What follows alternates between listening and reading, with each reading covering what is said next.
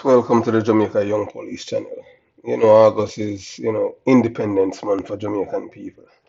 And as you know, that one of the biggest problem in Jamaica right now is crime. Everybody is complaining about it. People in Jamaica and in the diaspora.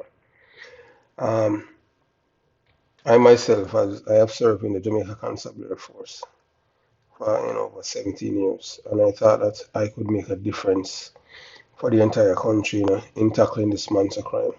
Not knowing that I was really wasting my time because the powers that be, after 1989, when they came into power, they decided that they want to go back to the 1970s and to ratchet up like tenfold. So that is what we're having right now. Yes, and when I say stuff like that, you know what the first thing they say that no, they start to label me, oh, you're a labor, right? Because when you're from a certain community, you're not supposed to be able to think independently. You're supposed to be an ideologue. And even intelligent people in Jamaica are ideologues. You understand? They are blind. Um, we have one of the most corrupt government in the Caribbean, Jamaica. Yes, from 1989, corruption has been rampant in Jamaica, and worse. Oh my God!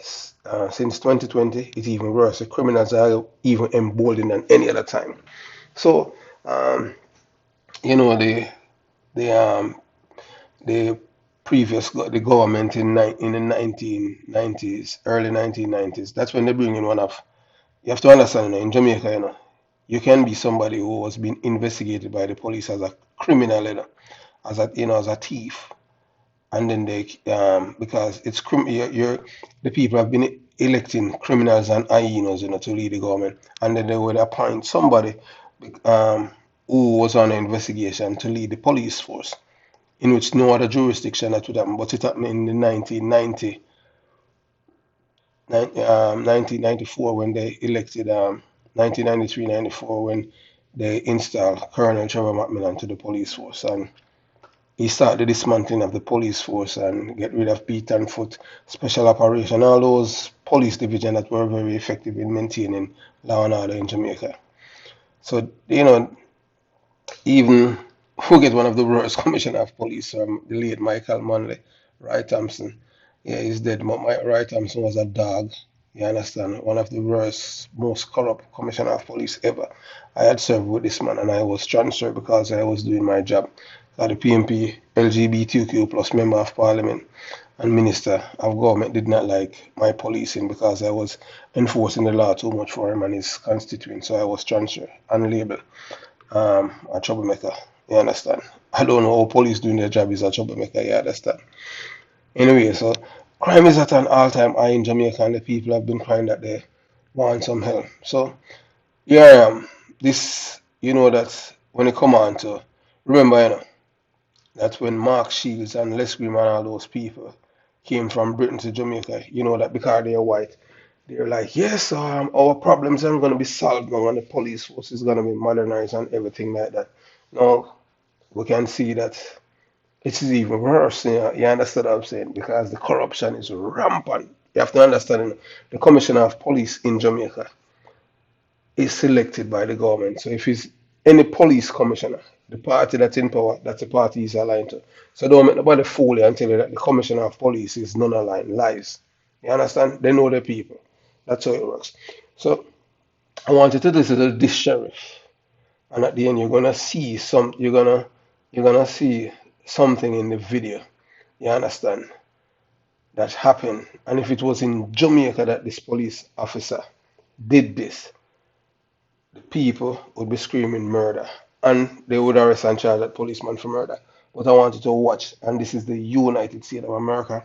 It's in the state of Florida, Brevard County, to be exact. And this is the man that we want to be the commissioner of police of Jamaica. Because he'll be able to get all the laws changed, because the most important thing is white. You understand? And the black man will have to listen to him because he's white. So watch this video.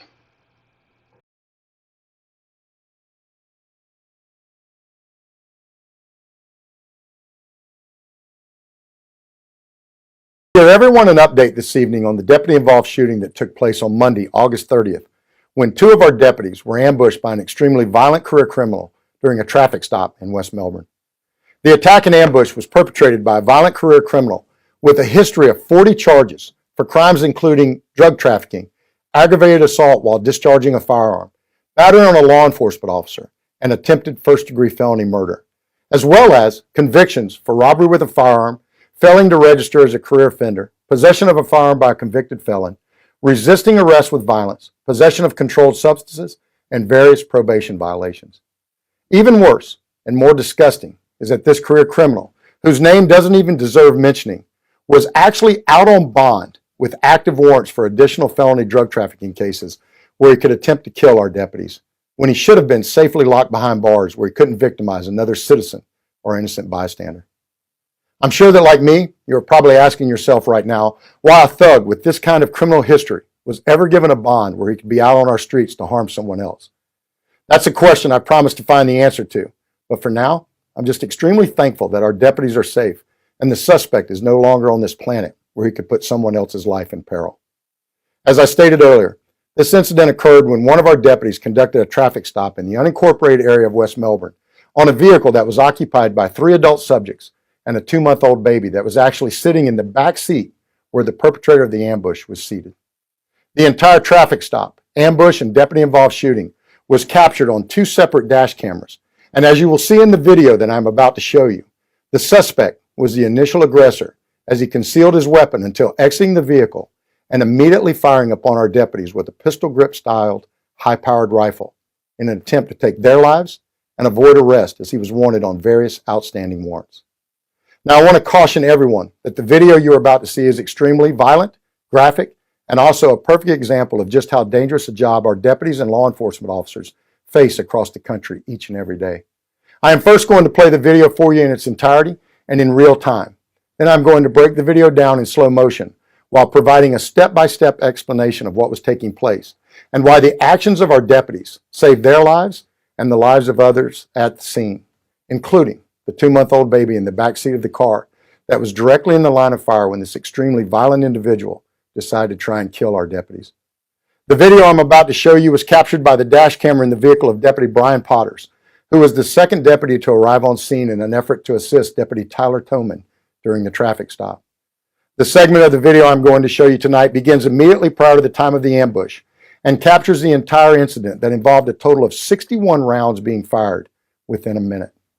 As I said, the video is graphic in nature and not only captures video of the incident, but the audio of all involved as well. During the video, you will hear music playing in the background that is actually music playing on the stereo of Deputy Potter's car, captured by the internal microphone system of the car as the incident was taking place. Again, the entire ambush and response by our deputies takes place within a minute and sadly captures what our deputies and law enforcement officers from across the country potentially face every day of their lives. What's that? In the car? All right, partner. He wants to talk to you out here. Is that all you're? Yeah. I'll watch it for you. He's all right. I got babies. Oh, you got a dog too? Hell. I'll make sure they're all right. I got babies too, man. Huh? Okay. Shit! Shit!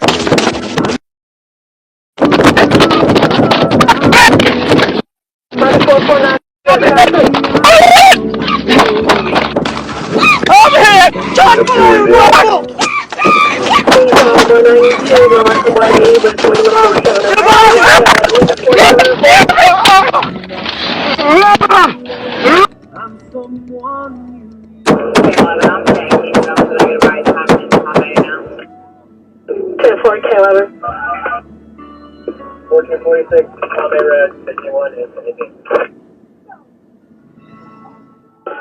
Now, as you can see and hear from the video, this was an extremely violent ambush that both of our deputies and the occupants of the vehicle were extremely blessed to survive.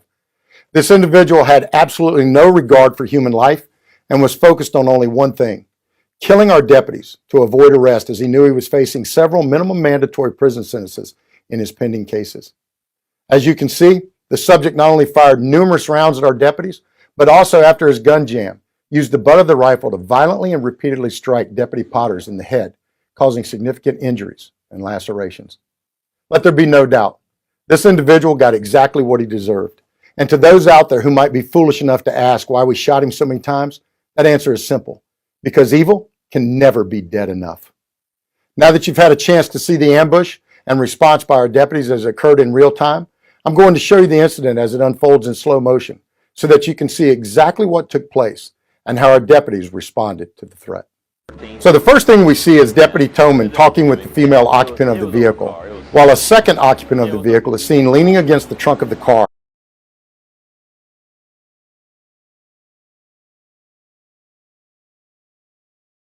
Yes, my loyal viewers and subscribers. So as you have watched that video, and the delivery by the Sheriff